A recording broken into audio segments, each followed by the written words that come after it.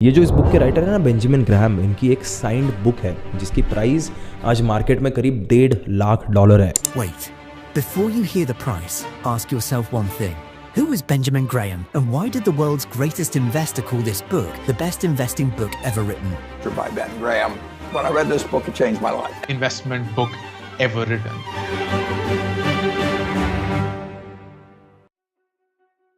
देखो यार, ज्यादातर लोग ना स्टॉक मार्केट में पैसा इसलिए नहीं खोते क्योंकि उन्होंने कोई गलत स्टॉक पिक किया, बल्कि वो पैसा इसलिए खोते क्योंकि वो इन्वेस्टर बनने आए थे लेकिन बिहेव एक गैम्बलर की तरह कर रहे हैं। जब भी मार्केट ऊपर जाती है तो वो और एक्साइटमेंट में आते हैं और अपना पैसा और लगा बैठते हैं, और जैसे ही मार्केट नीचे आती है तो एंग्जाइटी, कंफ्यूजन, न्यूज चेक करना, यूट्यूब ओपन करना, टेलीग्राम ग्रुप्स चेक करना, ये सारी चीजें करते बैठते हैं डर के मारे। अगर आपने भी यही सारी चीजें फेस की है तो ये वीडियो, ये बुक आपके लिए है। ये ना इंटेलिजेंट इन्वेस्टर कोई ऐसी एक्साइटिंग बुक नहीं है, बड़ी बोरिंग सी, बड़ी छोटे छोटे अक्षरों में लिखी हुई एक नॉवेल जैसी किताब है। इसमें ना आपको कोई नेक्स्ट मल्टीबैगर स्टॉक नहीं मिलेगा जो आपको एकदम रातों रात करोड़पति बना दे, और ना ही आपको कोई सीक्रेट स्ट्रैटेजी, कोई शॉर्टकट मिलेगा, और शायद इसी वजह से मैक्सिमम लोग इस बुक को कंप्लीट भी नहीं कर पाते। बेंजामिन ग्राहम जिन्होंने इस बुक को लिखा था, उनका फोकस कभी भी मार्केट को प्रेडिक्ट करना था ही नहीं। उल्टा उनका फोकस तो पूरा का पूरा एक ही चीज पे था कि जब भी पूरी दुनिया इमोशनल हो जाए तो आप कैसे रैशनल रह के अपने डिसीजंस ले सकते हो। वॉरेन बफेट, राकेश झुनझुनवाला और ऑलमोस्ट सारे सक्सेसफुल इन्वेस्टर्स इसी बुक के प्रिंसिपल्स को फॉलो करते हैं। ये बुक एक्चुअली बड़ी टाइमलेस है, 1949 में इसे लिखा गया था, बट आज भी इसके सारे टिप्स काम करते हैं। अब आप लोग सोच रहे होंगे कि यार ये बुक तो ना 1949 में लिखी गई थी, तब ना इंटरनेट था, ना एप्स थे, ना क्रिप्टो था, ना रील्स थे, तो आज के टाइम पे इसका क्या रिलेवेंस। देखो, आपका क्वेश्चन बड़ा वैलिड है, लेकिन मैं जो आगे लाइन कहूंगा उसे आपको ध्यान से सुनना है। मार्केट चेंज हुआ है लेकिन इंसान नहीं बदले। आज से 70 साल पहले भी लोग फियर और ग्रीड में डिसीजन लेते थे और आज भी वही हो रहा है, बस एक टाइप से उसकी स्पीड बढ़ चुकी है। Anytime the market takes a sharp dive and you get tempted to sell or something, just pull out this book and reread it. और इस बुक का गोल आपको मार्केट को समझाना ही नहीं है, ये बस आपकी इन्वेस्टिंग साइकोलॉजी को और बेहतर बनाती है। इनफैक्ट वॉरेन बफेट ने भी इस बुक के बारे में एक लाइन बोली थी, this is by far the best book on investing ever written. Recommend first and foremost The Intelligent Investor with chapters 8 and 20 are the ones that you really should read. तो भाई कुछ ना कुछ बात तो जरूर होगी इस बुक में, और वो बात आखिर क्या है वो अगर आप जानना चाहते हो तो इस वीडियो को एंड तक जरूर देखना। एंड अगर आप सीरियस हो इन्वेस्टिंग को लेके तो make sure you like this video for the algorithm and play it at 1.25x for a better experience. और हाँ, हर महीने मैं ऐसी स्मार्ट इन्वेस्टिंग स्ट्रैटेजीज के ऊपर वीडियोस, बुक समरीज, सारी चीजें लेके आता हूँ, तो वेब ऑफ कर्नर इस चैनल को सब्सक्राइब करना भी मत भूलना। Let's start with the summary of intelligent investor bye Benjamin Graham. Now, before we talk about stocks, funds or returns, हमें एक बेसिक डिस्टिंक्शन समझना पड़ेगा। एक इन्वेस्टर और एक स्पेकुलेटर के बीच का ये फर्क समझना पड़ेगा, क्योंकि ये जो सारी की सारी गेम है ना, ये यही से शुरू होती है। बेंजामिन ग्राहम ने इस बुक के स्टार्टिंग में ही एक लाइन बड़ी क्लियर कर दी है, an investment operation is one which upon thorough analysis promises safety of principal and an adequate return. पहले नहीं पढ़ा तो मैं सिंपल वर्ड्स में आपको समझाता हूँ कि सिर्फ पैसा लगाना इन्वेस्टमेंट नहीं होता। इन्वेस्टमेंट तब होती है जब आप पहले रिस्क समझते हो, फिर ये डिसाइड करते हो कि प्रिंसिपल सेफ रहेगा या नहीं, और उसके बाद ही रिटर्न की एक्सपेक्टेशंस रखते हो। और जो भी चीज इस डेफिनेशन में फिट नहीं होती वो एक इन्वेस्टमेंट नहीं, एक स्पेकुलेशन है। आज के टाइम पे ना प्रॉब्लम ये है कि 90% ऑफ द लोग इस डिफरेंस को समझते नहीं है, और जो समझते भी है वो इसे अप्लाई नहीं करते। देखो, ये जो स्पेकुलेटर्स होते हैं ना, इनका फोकस होता है कि आज प्राइस ऊपर जाएगा या नीचे जाएगा, अभी लेना सही रहेगा या नहीं रहेगा, या फिर क्या मैं कल अपना प्रॉफिट बुक कर लूँ और निकल लूँ। वहीं पे एक इन्वेस्टर का ये फोकस होता है कि मैं आखिर खरीद कहाँ रहा हूँ, मेरे पैसे लग कहाँ रहे हैं, ये बिजनेस एक्चुअली में पैसे बनाता भी है या फिर नहीं, और क्या मैं इस इन्वेस्टमेंट को 10 साल रख सकता हूँ बिना किसी टेंशन के।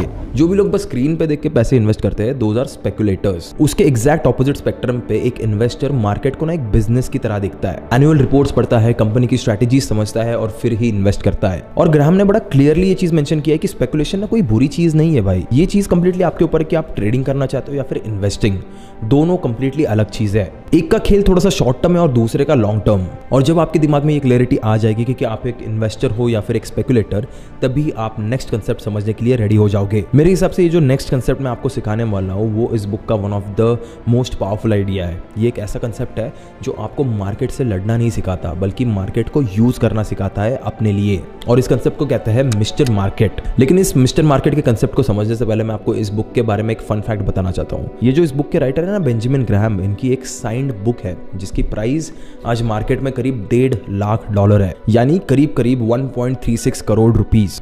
सोच रहे हो इतना ज्यादा प्राइस सिर्फ और सिर्फ एक सिग्नेचर की वजह से। ये जो सिग्नेचर होते हैं ना वो लाइफ और बिजनेस में बहुत इंपॉर्टेंट रोल प्ले करते हैं, और आप आज भी डॉक्यूमेंट्स पे साइन करते वक्त अगर वही घिसे पिटे पेन और पेपर का यूज कर रहे हो तो थोड़ा रुको। आपको अगर कोई भी डॉक्यूमेंट, कॉन्ट्रैक्ट, ऑफिशियल लेटर्स या फिर बिजनेस एग्रीमेंट साइन करने हो या फिर किसी से साइन करवाने हो तो अब बस एक ही क्लिक में आप अपने सारे डॉक्यूमेंट साइन कर सकते हो बाय यूजिंग ओडू का साइन ऐप, जो ओडू के और भी कई सारे बिजनेस मैनेजमेंट एप्स में से एक है। सिंपली आपको नीचे डिस्क्रिप्शन में मेरी दी हुई लिंक जो ओडू के साइन ऐप की लिंक है उसमें जाके अपना कोई भी बिजनेस डॉक्यूमेंट अपलोड करना है। उसके बाद पार्टीज की डिटेल फिल करो और लेफ्ट साइड में भी कई सारी डिटेल्स के ऑप्शन मिल जाएंगे आपको, जैसे नेम, डेट, सिग्नेचर एक्सेट्रा। उन्हें बस ड्रैग और ड्रॉप कर लो ये सोच के कि कौन किस डिटेल को फिल करेगा, एंड फिर सेंड बटन पे क्लिक करके बाकी पार्टीज की डिटेल्स फिल करो। इसी के साथ साथ आप यहाँ पे रिमाइंडर्स भी सेट कर सकते हो एंड इंस्टेंटली आपका डॉक्यूमेंट साइनिंग पार्टीज के पास साइन के लिए चला जाएगा। ओडू पे साइन करने के 3 ऑप्शन है, Odoo's automatic sign, drawing the sign and तीसरा ऑप्शन है साइन का फोटो अपलोड करना। और बस इतना ही करके आप अपने ऑफिशियल एग्रीमेंट्स का एक्सपीरियंस एकदम डिजिटलाइज कर सकते हो।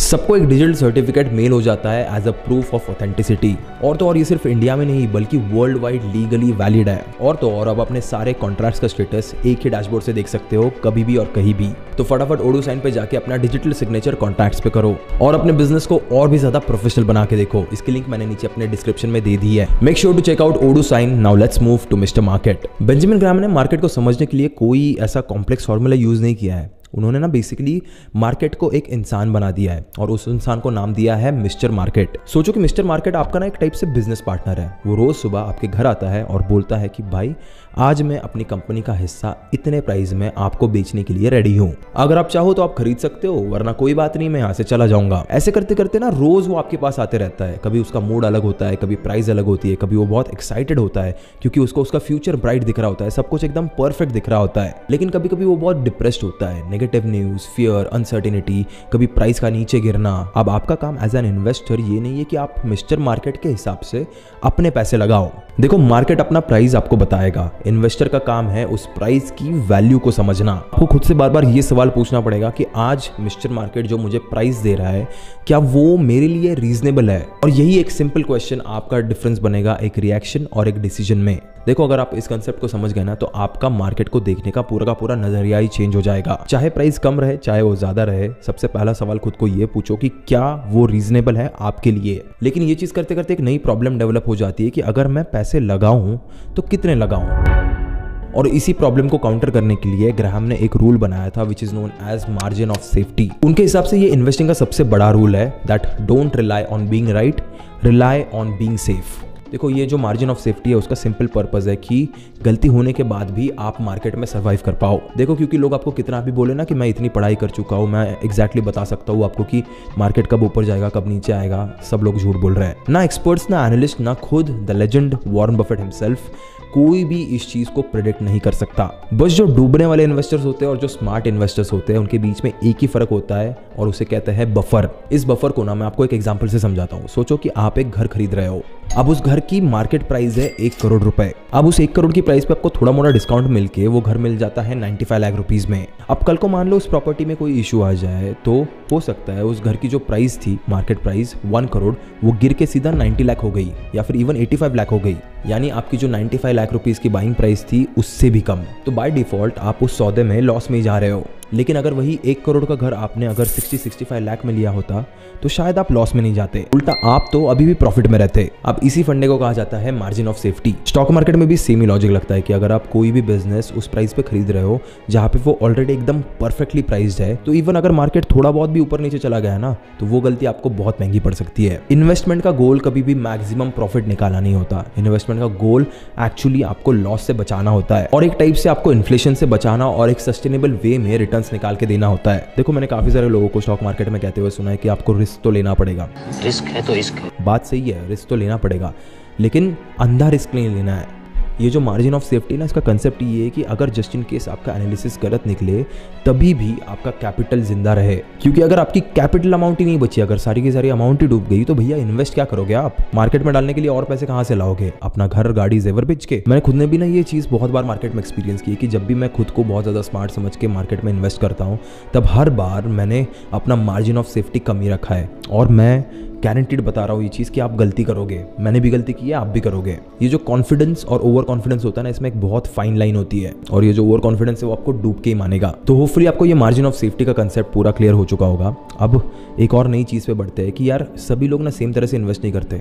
कुछ लोग लाइफ में सेफ्टी चाहते हैं, तो कुछ लोग एक्चुअली में एफर्ट देना चाहते हैं। इसीलिए ग्राम ने इन्वेस्टर्स को 2 कैटेगरीज में डिवाइड किया है। नंबर 1 डिफेंसिव इन्वेस्टर और सेकंड 1 एंटरप्राइजिंग इन्वेस्टर। देखो सभी इन्वेस्टर्स ना सेम नहीं होते, और प्रॉब्लम तो तब होती है जब लोग अपनी कैपेसिटी समझे बिना हीरो बनने की कोशिश करते हैं स्टॉक मार्केट में। इसीलिए 2 कैटेगरीज है, और इसमें जो सबसे पहले टाइप है विच इज डिफेंसिव इन्वेस्टर, इनका प्राइम गोल होता है पीस ऑफ माइंड। एक्चुअली में ना वो लोग होते हैं जो डेली मार्केट ट्रैक नहीं करना चाहते, या फिर जिनके पास टाइम ही नहीं है बैलेंस शीट पढ़ने का, या फिर कुछ ऐसे लोग जो कम से कम रिस्क लेना चाहते हैं। इसीलिए ये जो डिफेंसिव इन्वेस्टर्स होते हैं वो डाइवर्सिफिकेशन फॉलो करते हैं, ओवर ट्रेडिंग से दूर रहते हैं, कंसिस्टेंसी पे भरोसा रखते हैं, और ज्यादातर अपना जो पैसा है वो बोरिंग बिजनेसेस पे बनाते हैं। मेरे हिसाब से ना 90% लोगों को आज की डेट में डिफेंसिव इन्वेस्टर ही होना चाहिए। और वैसे देखा जाए तो इसमें कोई वीकनेस नहीं है, उल्टा आप शॉर्ट टर्म में नहीं, आप लॉन्ग टर्म में सोचते हो, और वो भी इस डे एंड एज में जहां पे हर कोई इंस्टेंट रिजल्ट चाहता है। अब समझते दूसरी type which is enterprising investor. अब एंटरप्राइजिंग इन्वेस्टर वो होता है जिसके पास काफी ज्यादा टाइम है और जो डीप रिसर्च करने के लिए रेडी हो, प्लस जो नंबर अच्छे से समझ पाता हो और अपना पेशेंस भी अच्छे से रख पाता हो। बेसिकली इन दोनों में की डिफरेंस है कि ये जो एंटरप्राइजिंग है ना वो एक्स्ट्रा एफर्ट, एक्स्ट्रा डिसिप्लिन के साथ आता है। ऐसे टाइप के इन्वेस्टर्स एक्चुअली में ढूंढ के अंडर वैल्यूड अपॉर्चुनिटीज निकालते हैं। वो जो हमने पहले मिस्टर मार्केट डिस्कस किया था ना, उसके मूड का फायदा उठाते हैं। लेकिन एक्चुअली में ये कैटेगरी सबके लिए नहीं है, क्योंकि अगर आप रिसर्च में बहुत ज्यादा लेजी हो, या फिर आप अपने इमोशंस को कंट्रोल नहीं कर पाते और फिर भी बस फास्ट रिजल्ट चाहते हो, तो एक टाइप से अगर आप एंटरप्राइजिंग इन्वेस्टर बनने जाओगे ना, तो वो आप सेल्फ डिस्ट्रक्शन मोड में घुस जाओगे। इसीलिए वो इस बुक में कहते हैं कि अपनी खुद की साइकोलॉजी के हिसाब से सबसे पहले ये डिसाइड करो कि क्या तुम डिफेंसिव हो। अगर हाँ तो बोरिंग रहो और डिसिप्लिन रहो, और अगर आप साइकोलॉजिकली एंटरप्राइजिंग ही हो तो घिस के मेहनत भी करो और अपना पेशेंस भी रखो। तो अब जब आपके दिमाग में इन दोनों चीजों की क्लैरिटी आ चुकी है, तो हम एक और लेयर समझते हैं which is psychology versus intelligence. इस बुक में ना लिटरली बहुत ज्यादा बार बेंजामिन ग्राहम ने एक ही चीज बार बार रिपीट की है, विच इज इन्वेस्टिंग का सबसे बड़ा दुश्मन मार्केट नहीं होता, इन्वेस्टर खुद होता है। लोग ये सोचते हैं कि अगर हम लोग ज्यादा स्मार्ट हो जाएंगे, ज्यादा बुक्स पढ़ लेंगे, ज्यादा डेटा स्टडी कर लेंगे, तो मे बी हमारे लिए इन्वेस्टिंग ईजी हो जाएगी। रियलिटी एक्चुअली में उल्टी ही है। मार्केट में सबसे ज्यादा पैसे हाई आईक्यू वाले लोग ही लूज कर रहे हैं, क्योंकि वो अपने इमोशंस को कंट्रोल नहीं कर पाते। देखो जब भी मार्केट क्रैश होता है तब आपका लॉजिक काम नहीं करता, आपका फियर ट्रिगर हो जाता है, और जब भी मार्केट ऊपर जाते रहता है तब आपका एनालिसिस काम नहीं करता, आपका ग्रीड किक इन करता है। Exact moment when your human psychology takes over your brains thinking capacity. और जो इंसान अपनी इमोशंस को ही मैनेज नहीं कर पाता, वो चाहे कितना भी स्मार्ट क्यों ना हो, आखिर में वो गलती कहीं ना कहीं पे करता ही है। आपने ना अपने दोस्तों यारों में ये सुना ही होगा कि जब भी बेयर मार्केट होता है तब लोग, बेयर मार्केट यानी नीचे गिरने वाला मार्केट, तब लोग हमेशा ये बोलते रहते हैं कि भाई अभी और गिरेगा, रुक जाओ। और जब भी ये बुल मार्केट होता है यानी मार्केट ऊपर जा रहा होता है, तब लोग बोलते हैं कि नहीं नहीं भाई अभी और भी ऊपर जाएगा। अब दोनों केसेस में हो क्या रहा है, दोनों केसेस में लोग डिसीजन जो है वो बस प्राइस को देख के ले रहे हैं। एक्चुअली में क्या उस स्टॉक की वो वैल्यू है भी या नहीं, कोई भी नहीं देख रहा। इसीलिए एक इंटेलिजेंट इन्वेस्टर का काम होता है अपने आप से लड़ना, अपने फियर से लड़ना, अपनी ग्रीड से लड़ना और अपने ईगो से लड़ना। मार्केट आपको ना बार बार टेस्ट करेगा, आपके दिमाग में बार बार ये थॉट्स आएंगे कि देख भाई सब लोग कमा रहे हैं, मैं क्यों नहीं कमा रहा। या फिर इसके एग्जैक्ट ऑपोजिट भी हो सकता है कि भाई सब लोग बेच रहे हैं, मैं क्यों होल्ड करके रखूं। और अगर आप मेंटली स्ट्रांग नहीं हो ना, तो आप बार बार गलत टाइम पे ही एक्ट करोगे। इसीलिए ग्राहम का एक बहुत ही अंडररेटेड रूल है जो बहुत से लोग इग्नोर कर देते हैं इस बुक में से, that is act less and think more. आपको ना हर दिन डिसीजन लेना जरूरी नहीं है, हर दिन आप बाइंग करो, हर दिन आप सेलिंग करो, ये जरूरी नहीं है। क्योंकि कभी कभी सबसे इंटेलिजेंट डिसीजन होता है कुछ भी ना करना।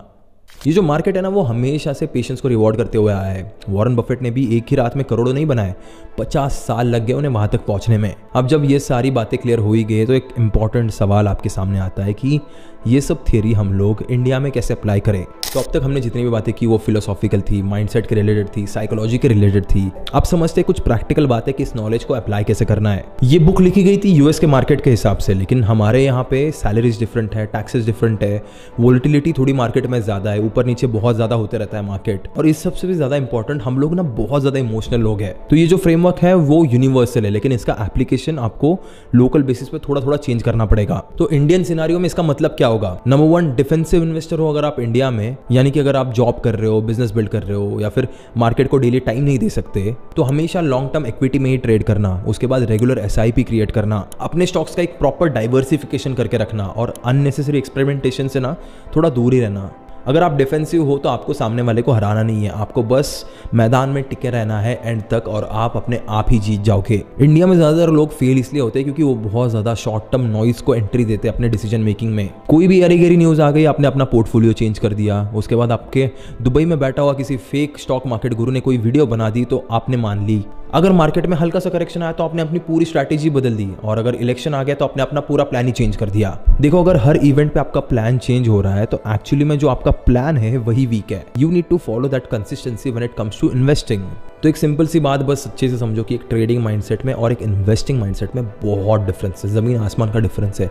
इसलिए उन दोनों की अर्निंग्स भी ज़मीन आसमान की है। अगर मुझे इस पूरी बुक को एक सेंटेंस में समराइज़ करना हो तो मैं ये कहूँगा कि इन्वेस्टिंग में पैसे कमाने से ज़्यादा इंपॉर्टेंट होता है पैसे खोना बंद करना। बेंजामिन ग्राहम ने कभी भी इन्वेस्टिंग को ग्लैमरस नहीं बनाया, और ना वॉरेन बफेट ने। उन्होंने कभी लैम्बोर्गिनी, फरारी, दुबई वाला लाइफस्टाइल फ्लॉन्ट नहीं किया। उन्होंने इन्वेस्टिंग को बोरिंग, डिसिप्लिन और रूल बेस्ड बनाया, क्योंकि उन्हें पता था कि जो चीजें बोरिंग होती है वही चीजें लॉन्ग टर्म चलती है। बस मार्केट में एंड तक टिके रहो और कंपाउंडिंग अपना काम करना शुरू कर देगा। और अगर आप यंग हो तो मेक श्योर आप इन्वेस्टिंग अभी के अभी शुरू करो।